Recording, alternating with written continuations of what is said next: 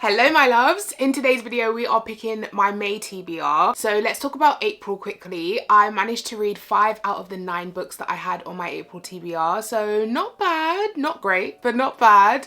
I definitely want to complete at least one TBR this year, hopefully, but the mood reading just keeps hitting me. But I've also realized it's really hard to do like themed reading vlogs while you have a set TBR. Honestly, I don't know how these booktubers are doing it. I'm still new to these booktube streets, so I don't really know what I'm doing, but I'm making it work. So out of these 9 books, these are the 5 that I managed to get to, and then the 4 that I didn't manage to get to, unfortunately. One of them being A Kiss of Iron by Claire Sagar, which was from my 25 books to read in 2025. So I still have not made a dent on that list, unfortunately, and we are 5 months into the year, so that's annoying, but hopefully we'll get that going sometime soon. So let's move on to my May TBR. I do have a list of books that I would like to get onto my TBR, like new releases. So there's A Fate Forged in Fire coming out this month, which is a fantasy romance that I've heard really good things about. Also, The Raven Scholar came out at the end of April, and I really want to get to that because I've heard really good reviews about that as well. That's more fantasy. I don't think it's fantasy romance. I think it's just high fantasy, but it's got trials and stuff like that, and I've heard really good things. And then there's also This Monster of Mine, which came out in April, and I've heard really good things about that as well. Everyone that I follow that has read it is giving it like 5 stars. So it is a fantasy romance, I believe, like a dark fantasy romance. So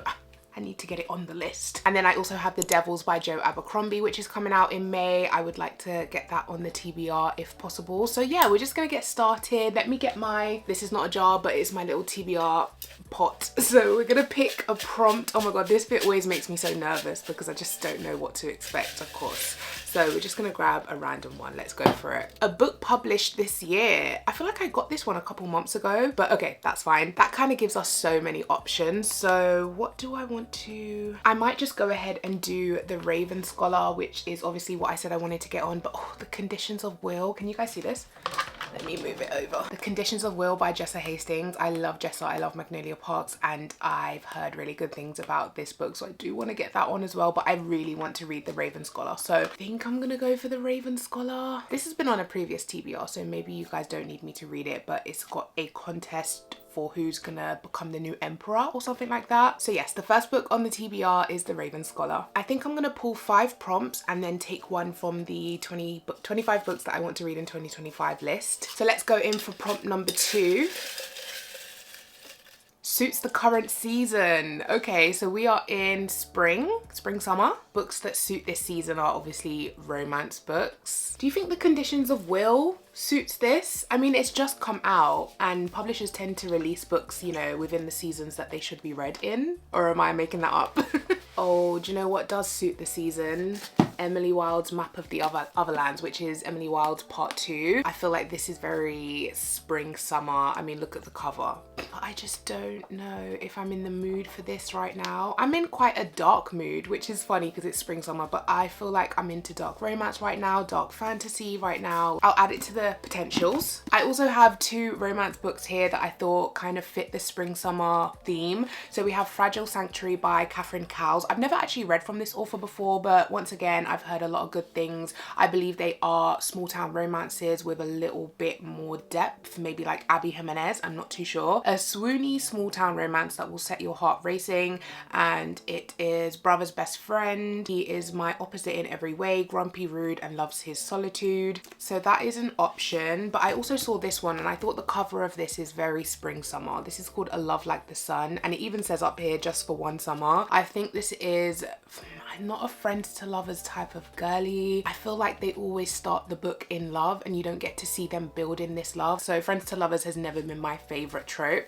but I believe this is childhood friends to lovers, and he is famous and he uses his influence and status to save her failing business, I believe. Yeah, let's go with this one. I think this is probably going to be my only romance that I want to get on the TBR because I'm in a very dark fantasy mood. I might try get a dark romance on there if I can. Okay, prompt number 3. Read the first book you see on TikTok. Okay, but this is going to be the first book that I of course have on my TBR. I'm not buying anything because if you can't tell, I'm drowning in books. Of course, my For You page is just going to be Beyonce right now. So let's go across to following, and then people I'm following hopefully will be posting books. Does nobody talk about books on here anymore? I don't understand.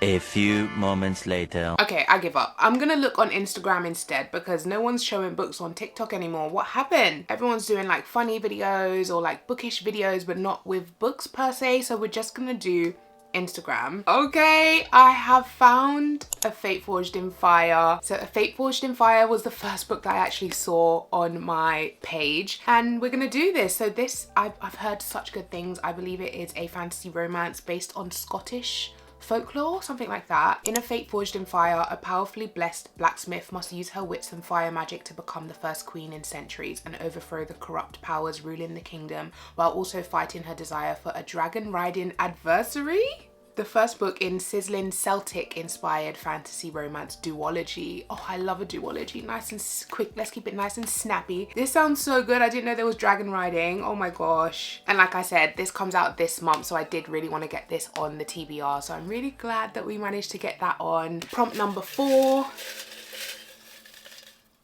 A book with gold foiling. Amazing. That's nice and easy. Daughter of the Drowned. Does this have gold foiling?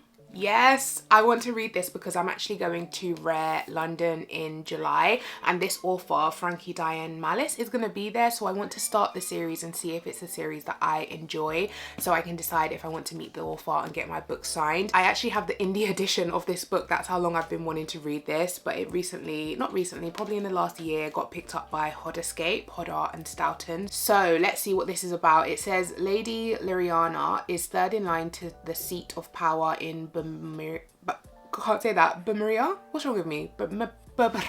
That is such a weird word to say. Bamaria. And with the most eligible bachelor and master mage, Lord Tristan Grey, soon to be her fiance, life is perfect. But at the ceremony that should have revealed her power, she uncovers something else entirely.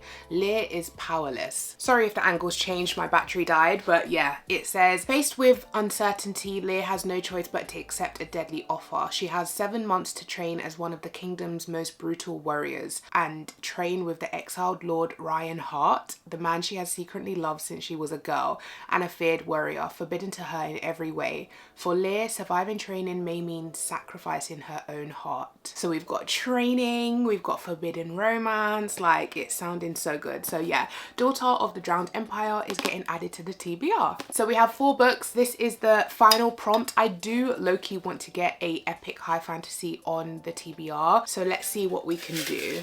Or a dark romance, since I'm a dark romance girly now. I low-key want to read the Legacy of God series, the Rena Kent series. I want to read all of them this month because I'm addicted. So we'll see what we can do. Let's see what we get. No, no. A lit fic book. Really? Okay, do you know what? This is not bad because I'm actually currently reading Yellow Wife by Sadiqa Johnson, which is historical fiction, I believe. It's about slavery, and I literally just started this. I am so early on into this book. I'm on page 5 but I started this the other day when I was on the train. So yeah, this worked out really well. So this is about a girl called Phoebe, and she was born on a plantation in Virginia. She's lived a sheltered life, shielded by her mother's position as the estate's medicine woman and cherished by the master's sister. She is set apart from the others on the plantation. She'd been promised freedom on her 18th birthday, but instead of the idyllic life she imagined with her true love Essex, Henry, Phoebe is forced to leave the only home she's ever known. She unexpectedly finds herself thrust into the bowels of slavery at the infamous Devil's Half Acre, a jail in Richmond, Virginia, where the enslaved are broken, tortured, and sold every day. That sounds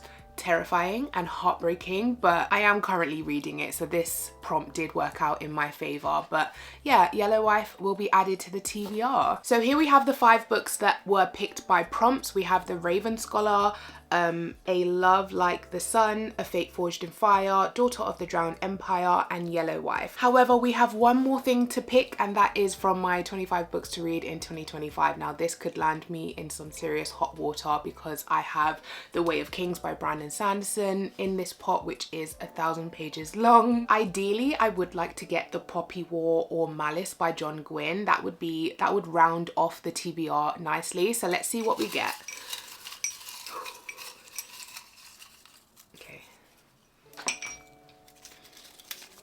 The Way of Kings. Oh my gosh. Of course it had to give me. So in the UK, these books are, this is one book, but it's split up into two because they couldn't initially print it as one, but now I believe they do print it as one book. But I have the part 1, part 2. I wonder if it counts if I only read part 1. But if this was like the US bound edition, this would only be half of the book, so I guess I'd have to read both books. But yeah, The Way of Kings, part 1, part 2. I have heard really good things about this series, so, and I have been putting it off for probably a year, so it's time. It is time. I'm actually really excited about this TBR. They're all books that I'm really excited to read. The only one that I'm not really like, wasn't really on my radar before picking this was A Love Like the Sun. Everything else I'm really excited to read. So yeah, we shall see how this month goes. Wish me luck. What are you reading this month? Are you reading any new releases this month? I'm so excited to see everyone's thoughts on Silver Elite in my book club. And The Night and the Moth also comes out in May, which I have also read and loved. That was in my previous reading vlog, Reading Romantasy for a Week. So if you want to know my thoughts on that, definitely check that out. What else comes out this month? A Fate Forged in Fire, which of course I am reading. So many good releases this month. So yeah, I hope you guys have a great reading month and I will see you in my next video. Take care. Bye.